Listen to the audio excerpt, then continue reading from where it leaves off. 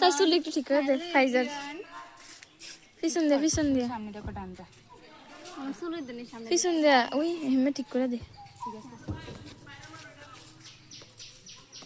Hello everyone, এটা হচ্ছে আমাদের কলেজ। আমরা কলেজে আমি যে তিনজন রমণী হয়েছি। তিন পকিনি বিশেষ করে তোর মুখ দেখি পছন্দ। আচ্ছা ঠিক আছে আচ্ছা তোমাদেরকে সম্মানজনক একটা নাম দিচ্ছি ছাপরি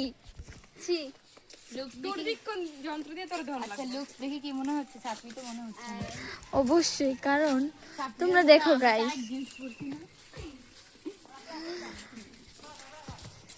তুই কি জানোস? নো আমার